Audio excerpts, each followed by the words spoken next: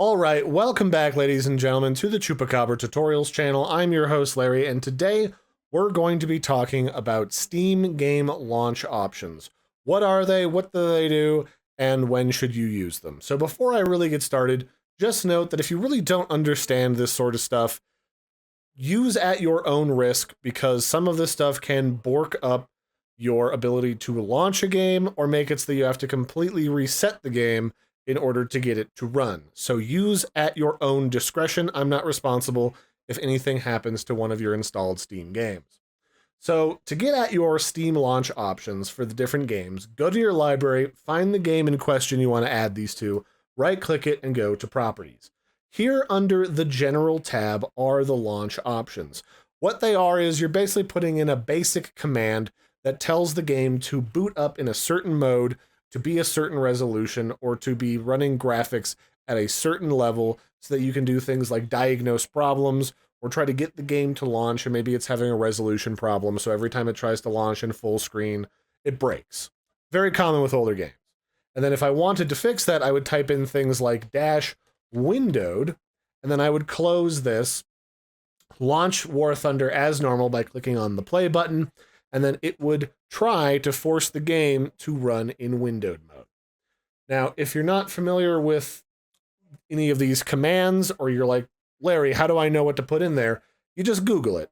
And I'll put these links in the video description, but if you Google it, Steam actually has some Steam support articles that tell you how this works, and some of the basic configurations that you can use to help fix problems with your game or launch with certain parameters.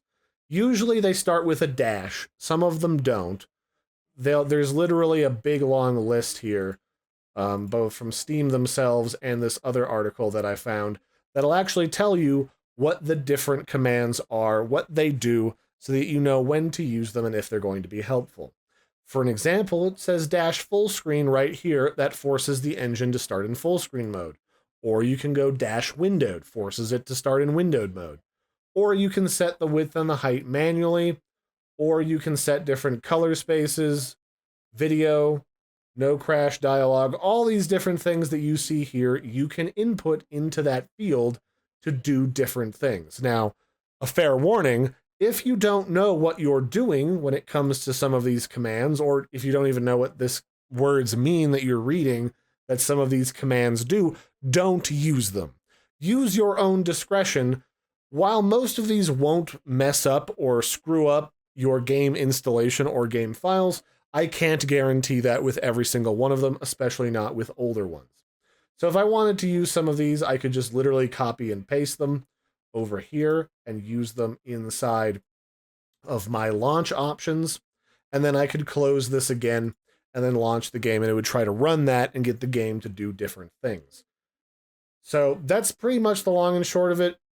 These are sometimes helpful. I've met a lot of games that these don't do anything for, because not every game enables or utilizes this when it goes into like the launch version of the game. So your mileage may vary at home, but this is just a kind of a general rundown of how this stuff works and how to utilize it.